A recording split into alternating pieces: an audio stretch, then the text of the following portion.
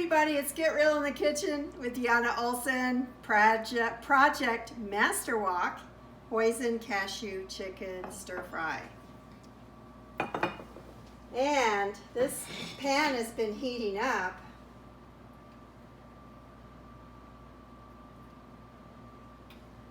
What was that? This is a wok. What did you put in it? And I put the peanut oil in there. And I like to use peanut oil because it takes a really high heat. And definitely just the one thing I would say, don't use olive oil for sure on wok cooking. And you can test to see if you got it hot enough. Yep, it's sizzling. So What was that? that was the ginger, and I chopped it really fine with a knife. And because I like to have some real pieces of ginger in there. And that was 2 pieces of garlic, two garlic cloves, and some onion, and about 30 seconds. And the nice thing about wok cooking is that you can use any vegetables up that you have on hand. So these are just starting to get brown because I have that wok nice and hot. So I'm going to throw in the vegetables. I happen to be using red pepper chopped fine, mushrooms, some broccoli, very thinly chopped garlic or carrots. Going to move those around a little. And of course, just click through to the recipe and you can get, or to the blog, and you'll get the recipe. And the one key thing about wok cooking is that you just have to have everything chopped up and ready to go.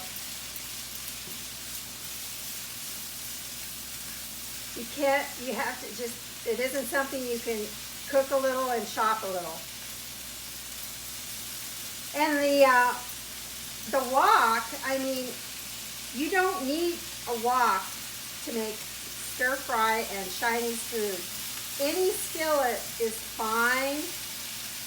I mean, the theory is that you're going to have this little cone that keeps all the heat down at the bottom, but the reality is if you're using stir fry ingredients with the right sauces and the fresh vegetables, it's going to taste like wok cooking.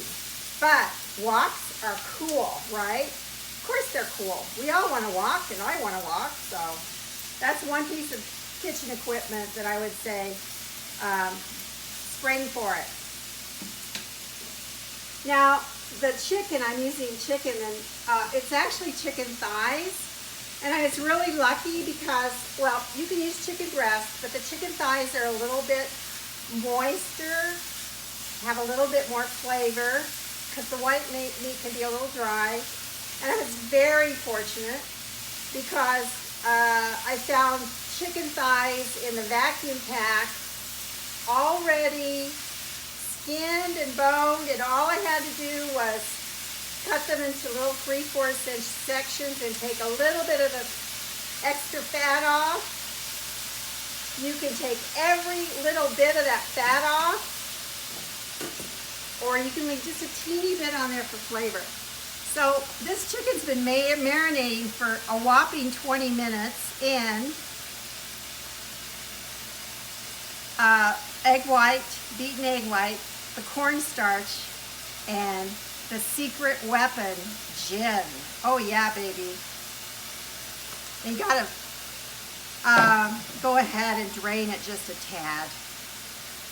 So if you don't want to use gin, I understand. You could just use water. But that juniper floral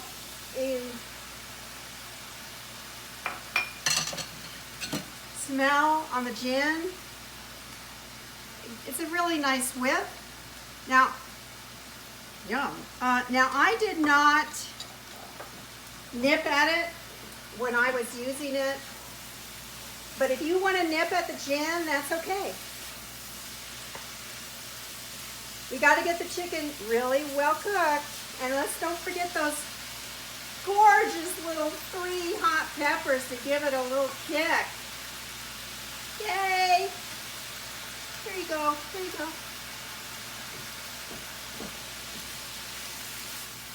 And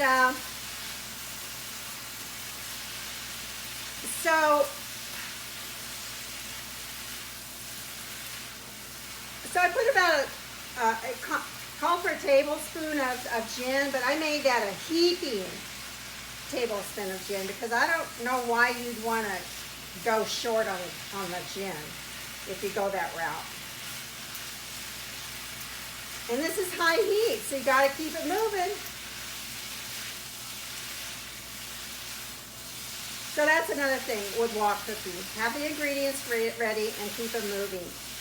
Now the only other things that go into this are the hoisin sauce and the cashews. Hoisin sauce, cashews.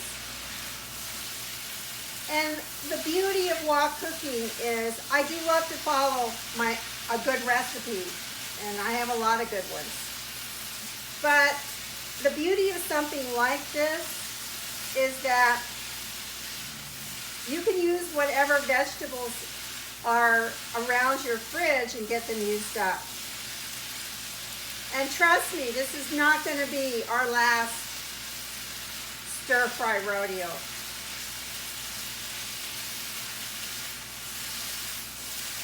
Now, when you go ahead and serve it, you can go ahead and serve it with rice or noodles, whatever you prefer. But you don't have to. If you don't want all those carbs, just skip the rice and you will enjoy this dish on its own. Got to make sure the chicken is cooked through. That's just something you got to keep an eye on, and it's going to take a few minutes.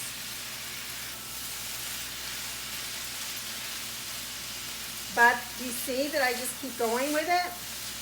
Now I did go, I think, yeah, you shouldn't have any problem finding hoisin sauce in the jar at most grocery stores. For Asian sauces, I mostly like to go to an Asian grocery store and get my sauces there because it's just part of the fun of cooking and using something that is definitely very authentic. And I just go in with a smile on my face, and I do have certain brands, yes, that I'm looking for. But I glance at any customers, and I know the last time I was in the Asian grocery store and I was pulling off, I don't know if it was hoisin sauce, but it was something, and some Asian sauce, and the customer said, "That's a really good brand. You're doing good." And I was like so happy to hear that. So we're just go ahead and put the sauce in and get that going. And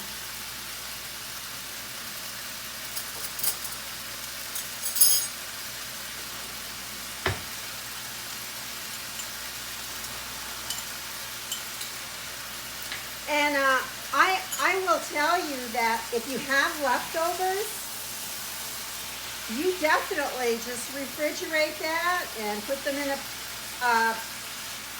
takeaway or plastic container and put some rice on the bottom. Definitely works for lunch the next day.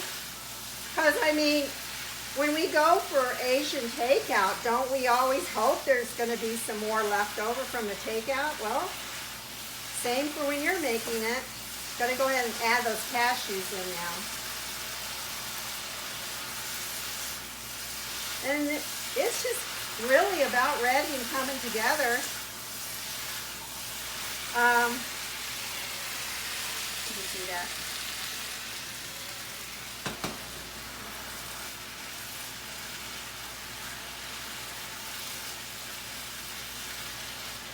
So I'm going to call it done. It's better to get it cooked a minute too long when you're dealing with chicken. But that's why you cut the chicken in small pieces. Oh, and when you find those little red peppers at this point, just pull those out. That's what we can be on red pepper search. There's another guy.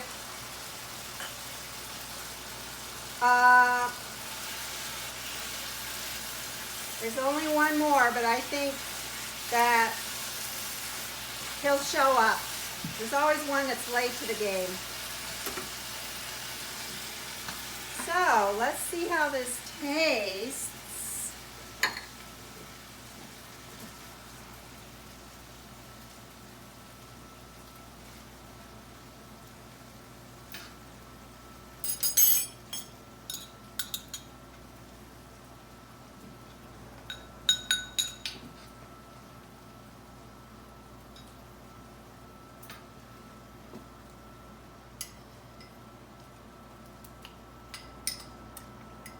Oh, this is very edible.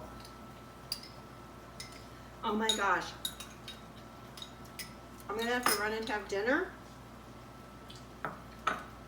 So don't forget to subscribe. This is One Take Walk from Denver. See you next time.